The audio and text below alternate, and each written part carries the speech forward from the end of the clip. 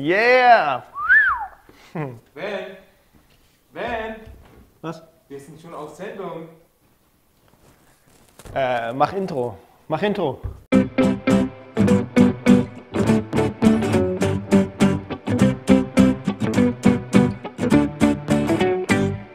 So, willkommen heute in der Kidsbox. Wir wollen heute zusammen Knete selber herstellen. Dafür nehmen wir einmal Mehl. Das sind 20 Esslöffel gehäufte.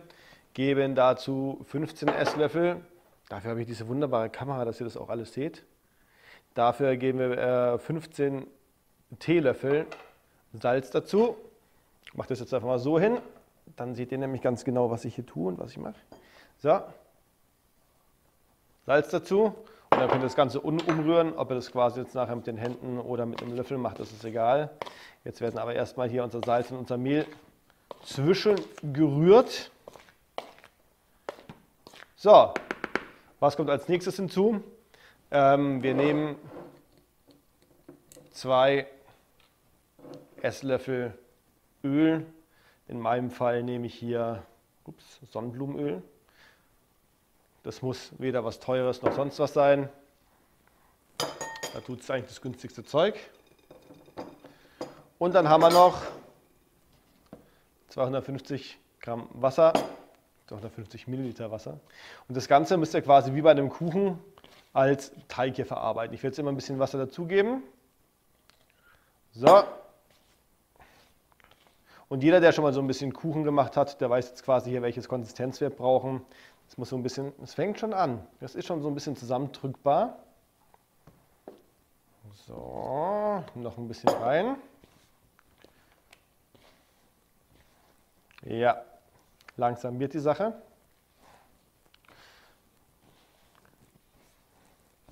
Ordentlich durchkneten, bis es wirklich so eine schöne teigige Konsistenz hat.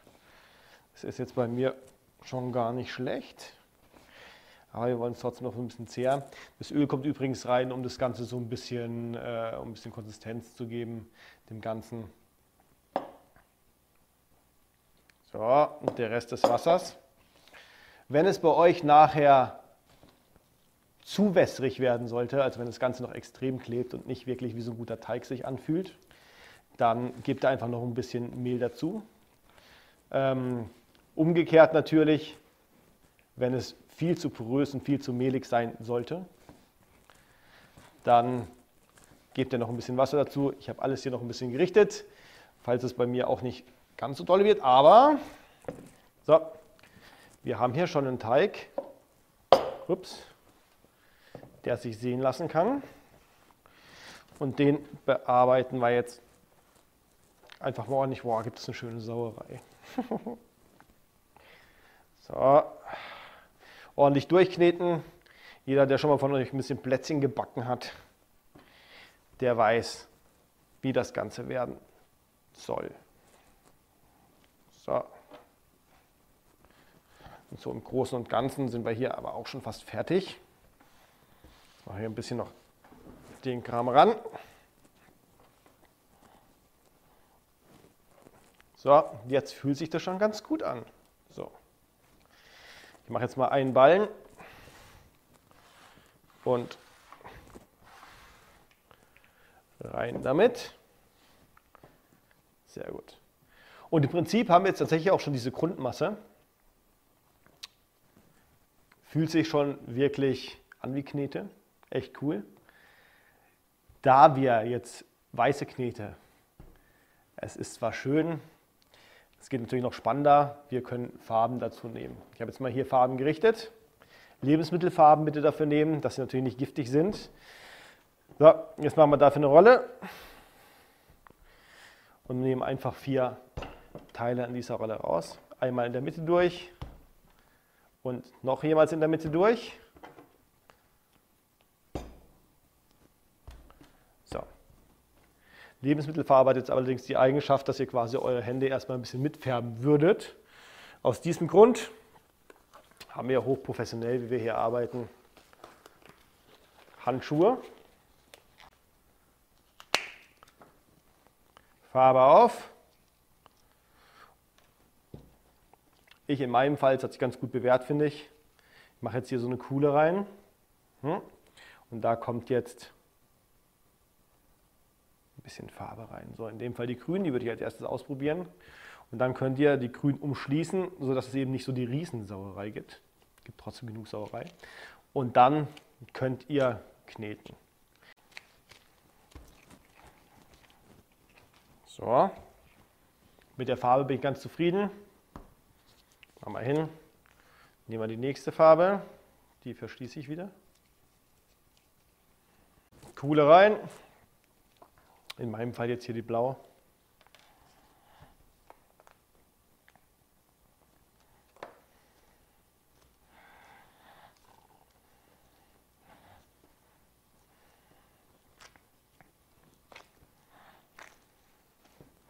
Auch hier nochmal eine ganz kurze Anmerkung. Es schadet nicht, auch ältere Klamotten zu nehmen.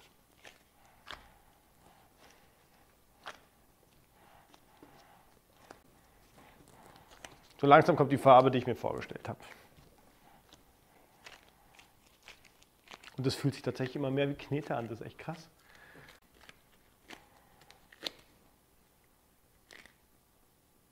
Cool. So, die Rot. Ist ja nicht so, als würde man es nicht sehen. Ich würde das jetzt mal so lassen.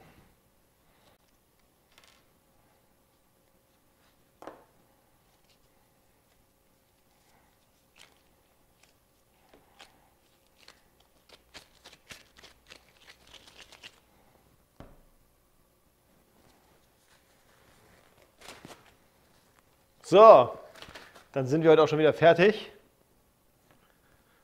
Und theoretisch, also es fühlt sich super an wie Knete.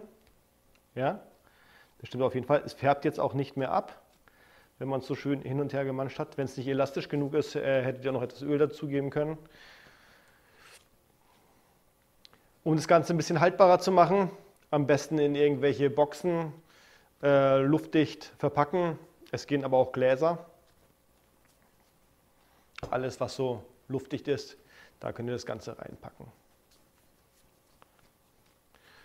Ein weiterer Vorteil von dem Ganzen, also erstens, dass man normalerweise Mehl, Salz und Öl, Lebensmittelfarbe nicht unbedingt, aber den Rest zu Hause hat. Man kann es eigentlich relativ spontan machen, man kann es eigentlich fast immer machen. Und ein ganz großer Vorteil finde ich, nichts davon ist giftig. Das heißt, ich könnte jetzt theoretisch hier probieren.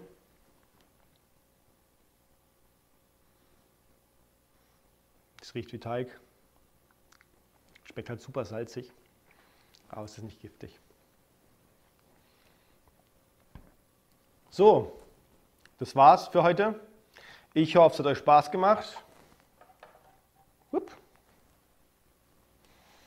Ich hoffe, wir sehen uns beim nächsten Mal wieder. Ich wünsche euch ganz, ganz viel Spaß beim selber kneten und einen schönen Tag euch.